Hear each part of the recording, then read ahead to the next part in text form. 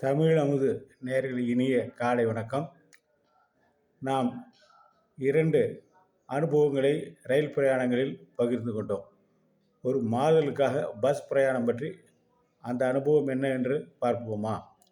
நான் ஆரம்ப காலத்திலே, அதாவது வேலைக்கு சேர்ந்த 1976 முதல் கணக்கு பிரிவிலே பணிபுரிந்தேன். அப்போது 1993 வரை அந்த பிரிவிலே 18 ஆண்டுகள் பணிபுரிந்தேன்.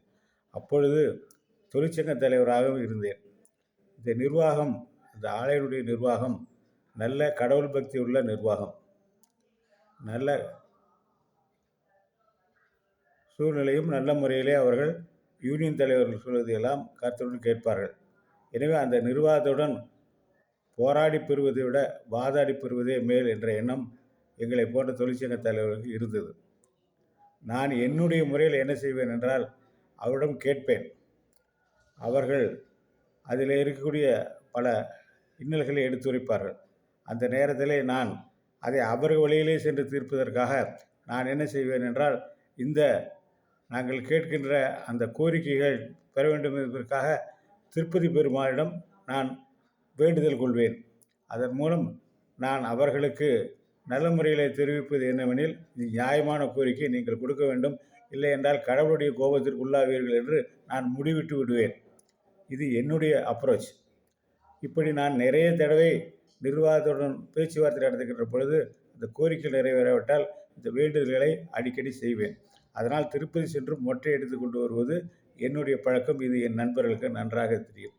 ஒரு முறை இதே மாதிரி நான் திடீரென்று ஒரு இரவு நேரத்தில் திருப்பதி செல்வதற்காக புறப்பட்டு சேலம் 10 மணி அளவிலே சென்று ஒரு பஸ் பிடித்தேன். அந்த பஸ்ஸிலே பார்த்தோமே ஆனால் எந்த இடத்திலும் இருக்கை கிடைக்கவில்லை. கடைசியாக இருந்த இதிலே தான் இருக்கை கிடைத்தது. அதிலே உட்கார்ந்து செல்ல தொடங்கும் பொழுது அடிக்கடி முன்பு இப்போதை விட புஷ்டியாக இருப்பேன். அதனால் அந்த வண்டி செல்கின்ற பொழுதெல்லாம் திடீரென்று பிரேக் போட்டால் நான் முன்னாலே போய் விழுகின்ற அளவுக்கு அந்த அளவுக்கு ஒரு சூழ்நிலை இருந்தது. இதை பார்த்து கொண்டிருந்த பக்கத்தில் இருக்கிற பயணிகள் அவர்கள் பகுதியிலே என்னை உள்ளே உட்கார சொல்லி அவர்கள் நான் பத்திரமாக உட்காரும்படி கேட்டுக்கொண்டனர். எனக்கு முன்னாலே இருந்த கடைசி சீட்டுக்கு முன்னாலே இருக்கக்கூடிய இருக்கையிலே ஒரு பெண்ணும், இளம் வயது பெண்ணும், அவருடைய குழந்தையும் இருந்தது. அந்த குழந்தை என்ன காரணமோ என் மீது அதற்கு ஒரு பாசம் இருந்தது. அந்த தாய் எடுத்து மேலே காண்பித்தால் அது என்னை பார்த்து சிரிக்க ஆரம்பித்தது. எனக்கும் அதற்கும் ஒரு நல்ல ஒரு தொடர்பு இருந்து கொண்டே இருந்தது. அதை கை தொட்டு கன்னத்தை தொட்டால் உடனே அது கிளிக் என்று சிரிக்கும். அது என்னமோ தெரியவில்லை, அது அவருடைய தாயார் எவ்வளவு முயற்சி செய்தும் அது சிறிது கூட தூங்கவில்லை. மேலே அம்மா மேலே ஏறி நின்று கொண்டு என்னை பார்த்து கொண்டே சிரித்து கொண்டே இருந்தது. அதிகாலை ஒரு 4 மணி இருக்கும். சித்தூர் பக்கத்திலே ஒரு இடத்துல இந்த பேருந்து நிற்கப்பட்டது. கீழே டீ சாப்பிட்டு வாருங்கள் என்று சொன்னார். தேநீர் இருந்து கீழே இருந்த பொழுது ஒருவர், நம்ம ஊரிலெல்லாம் மார்கழி மாதத்தில் வருவார்களே சங்கூதி கொண்டு வருவார்கள், அதுபோல் கையில் இந்த கொட்டாங்கச்சியில் ஒரு வயலினை வாசித்து கொண்டு அவள் பார்த்தால் தலையெல்லாம் கட்டியிருக்கிறத பார்த்தால் அன்னமாச்சாரியா போல தோன்றுவார். அவர் அந்த நரம்பு அதில் இருக்கிற அந்த வயலிலே அவர்கள் நல்ல ஒரு சங்கீதம் உள்ள ஒரு பாட்டை போட்டார்கள். எனக்கு தெலுங்கிலே இருப்பதனால் அதனுடைய பொருள் புரியவில்லை. ஆனால் என்னவென்று தெரிந்து என்றால், வாழ்க்கை அனித்தியமானது, அதற்குள் நல்லதை செய்யுங்கள் என்ற கருத்து சொல்வதாக எனக்கு பட்டது. ஆனால் அந்த இசை மட்டும் நம்மளோட உடம்பில் உள்ள உள்ளத்தில் உள்ள அத்தனை நரம்புகளையும் ஈர்ப்பதாக இருந்தது. இது ஒரு நல்ல அனுபவம். அதற்கு பின்னாலே நான் மேலே ஏறி உட்கார்ந்து அந்த வண்டியும் புறப்பட்டது. நல்ல முறையில் போய் சேர்ந்தோம். சேர்ந்ததுக்கு பின்னாலே திருப்பதி மலை ஏறுவதற்காக பேருந்து நிலையத்துக்கு சென்று அங்கிருந்து பேருந்தை பிடித்தோம். பேருந்தில் ஏறும் பொழுது அந்த முன்னாலே குழந்தையை வைத்து கொண்டிருந்த தாயார் போய் முன்னாலே உட்கார்ந்து கொண்டார். நான் ஏறுவதற்குள் எல்லா இருக்கையிலும் நிரம்பிவிட்டன. நான் மேலே ஏறினோன்னே அந்த தாய் என்னை அழைத்து பக்கத்திலே உட்கார சொன்னார்கள். நான் பக்கத்திலே உட்கார்ந்தும் என் மனசிலே அந்த குழந்தையை பக்கத்திலே வாங்கி வைத்து கொள்ள வேண்டும் என்ற ஒரு ஆசை இருந்தது. ஆனால் இயல்பாகவே எனக்கு இருக்க தயக்கம் அதை தடுத்தது. அதற்கு பின்னாலே நாங்கள் நேராக திருப்பதி மலை மேலே சென்று இறங்கினோம். இறங்கினதுக்கு பின்னாலே அவர்களிடம் ஒரு வேண்டுகோள் விடுத்தார்கள் அந்த தாயார். ஐயா, நான் இந்த குழந்தைகளுக்கு முடி எடுத்து கொண்டு வருகிறேன், அதற்கு பின்னால் நீங்கள் சென்று முடி எடுத்து கொண்டு வாருங்கள், நீங்கள் முடிவெடுக்கும் பொழுது உங்களுடைய பையை என்னிடம் கொடுத்து செல்லுங்கள். நான் மீண்டும் குளிக்கிறதுக்கு 2 பேர் குழந்தையும் தாயாரை குளிப்பதற்கு செல்லும்போது நீங்கள் முதலே சென்று குளித்து விட்டு வாருங்கள். அப்பொழுது உங்கள் பெட்டியை நான் வைத்துக் கொள்கிறேன்.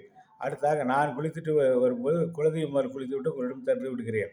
நீங்கள் நான் குழந்தையை உங்களிடத்திலே போய் பத்திரம் வைத்திருங்கள். நான் குளித்துவிட்டு வந்தவுடன் குழந்தையை வாங்கிக் கொள்கிறேன் என்று சொன்னார்கள். எனக்கு நிறைய அவரை பற்றி அவருடைய குடும்பத்தை பற்றியெல்லாம் கேட்க வேண்டும் என்ற ஆவல் எனக்கு ஏற்பட்டது. அதே மாதிரி அந்த குழந்தையை நான் குளித்துட்டு வந்ததுக்கு பின்னால் அந்த குழந்தை குளிப்பாட்டை என்னிடத்திலே அந்த பெண் குழந்தையை என்னிடத்திலே கொடுத்தார்கள். அந்த பெண் குழந்தையை கொடுத்தவுடனே அது நான் வாங்கி கொண்டு வந்தவுடன் என் கழுத்தை கட்டி கொண்டு விட்டது. ஏதோ ஒரு பாசப்பிணைப்பு போலும், இல்லை சென்ற பிறவியில் இருக்கிற தொடர்பு போலும் என்று நினைத்து கொண்டு ஆனால் எனக்கு அதற்கு ஒரு முத்தம் தர வேண்டும் என்ற ஒரு மனதிலே ஆவல் இருந்தாலும் அதை நான் செய்யவில்லை. அது என்னுடைய தயக்கமே எனக்கு எப்பொழுதுமே எதிரியாக இருக்கும். அந்த குழந்தை கூட ஒரு பாசத்துடன் முத்தம் தருவதற்கு எனக்கு ஒரு தைரியம் இல்லை. அந்த நேரத்தில் அந்த குழந்தையை குளிப்பாட்டி விட்டு வந்த அந்த அந்த குழந்தையுடைய தாய் என்னிடத்திலிருந்து அந்த குழந்தையை வாங்கி கொண்டு நான் தர்ம தரிசனம் செல்ல வேண்டும் என்று சென்று விட்டார்கள். நான் அதற்கு பின்னாலே நான் என்னுடைய கட்டண அந்த இது பிரகாரம் கையில் எடுத்துக்கொண்டு அந்த டிக்கெட்டை எடுத்துக்கொண்டு உள்ளே சென்றேன். உள்ளே சென்ற பொழுது எனது மனசு ரொம்ப குழப்பமாக இருந்தது. ஏன் இந்த தயக்கம்? அவரிடத்திலே சிறிது பேசி பார்ப்போமே. ஏன் அந்த தாய் தனியாக வந்திருக்கிறார்கள்? அவருடைய கணவர் இல்லையா? கணவர் இருந்தாலும் ஏன் வரவில்லை? ஏன் பெற்றோர்கள் கூட வரவில்லை என்றெல்லாம் வினாக்கள் எழுது கொண்டே இருந்தது. நானும் அதை உட்கார்ந்து கொண்டு அந்த நேரத்தில் சொன்னார்கள் 8 மணி நேரம் ஆகும் இறைவனை பார்க்க என்று சொன்னார்கள். எனக்கு பூராவும் ஒரே எண்ணம் அந்த குழந்தை மேல் தான். எட்டி பார்த்து குழந்தையும் காணும், தாயும் காணும். அது திருப்பதி கூட்டத்தில் எப்படி கண்டுபிடிப்பது? எனவே அப்படியே நான் உட்கார்ந்திருந்து இருக்கும்போது என் மனதிலே தோன்றியது, எங்களுடைய குடும்பம் ஒரு பெருமாளுடைய கைகிருத்தி செய்யக்கூடிய குடும்பம். நான் சின்ன வயதிலே இருந்து படிப்பு எஸ்எல்சி முடிக்கும் வரை பெருமாள் கோயிலே ஆண்டவனுக்கு கைங்கரியம் செய்திருக்கிறேன். நான் பிகாம் முடித்து 2ஆம் பிரிவு 2ஆம் இதில் செகண்ட் கிளாஸில் பாஸ் செய்து வெளியிருந்தோம். 2 வருடம் எனக்கு வேலை கிடைக்கவில்லை. அப்பொழுது என்னுடைய உறவினர் என்னிடத்தில் சொல்வார்கள், நீ முதல் வகுப்பில் பாஸ் செய்திருந்தால் கிடைத்திருக்கும், உனக்கு கல்லை கழுவுகிற வேலை தான் ஆண்டவனுடைய வரம் போலும் என்று என்னை அவர்கள் ஒரு எகத்தாளமாக பேசுவார்கள். நானும் இறைவனிடத்திலே கைங்கரியம் செய்யும்பொழுது அவனிடத்திலே நிறைய முறை அழுதிருக்கிறேன். அப்பா சொல்வது போல நான் ஒரு பாரமாக இருந்திருக்கிறேன் குடும்பத்துக்கு என்று நான் நினைத்து மனதிலே அழுது கொண்டே இருப்பேன். அந்த முறையிலே நான் நினைத்து பார்த்தேன், அந்த பெருமாளும் ஒன்று தானே, இங்கே இருக்கிற பெருமாள் எதற்காக 8 மணி நேரம் இங்கே காத்திருக்க வேண்டும் என்று என் மனது கூறியது. நான் ஐயோ இது அபச்சாரம், தவறு என்று நினைத்து கொண்டு உட்கார்ந்தே இருந்தேன். மீண்டும் மீண்டும் அதே ஞாபகம், அந்த பெண் ஞாபகம், அந்த குழந்தை ஞாபகமாக இருந்தது. சரி, 8 மணி நேரம் உட்கார்ந்திருக்கிற போது ஏற்பட்ட ஒரு மனச்சோர்வினால் கீழே இறங்கி ரோடு அளவிலே கீழே இறங்கி செல்ல வேண்டும். அதற்கு வரிசையாக கியூவாக செல்ல வேண்டும். செல்லும் பொழுது ஒருவர் வெள்ளரிக்காய் விற்று கொண்டிருந்தார். கேட்டேன், ஒரு வெள்ளரிக்காய் என்ன விலை என்று. அந்த வெள்ளரிக்காய் விலை 5.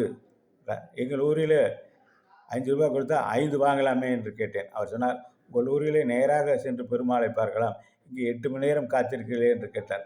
எனக்கு திடீரென்று மனதிலே ஒரு சுளீரிட்டது. இப்படி கேட்கிறாரே என்று எண்ணிக்கொண்டு உடனே நான் இறைவன் மீது மிகவும் கோபம் கொண்டேன். என்னதுக்கு பெருமாள் நமக்கு இவ்வளோ தூரம் சோதிக்கிறார்? 8 மணி நேரம் காலையிலிருந்து சாப்பிடவில்லை, டீ சாப்பிடவில்லை, எதுவும் இல்லை, இப்படி சோதிக்கிறார் என்று நினைத்து கொண்டு அவர் மீது ஒரு கோபத்துடன் கியூவிலே போனேன்.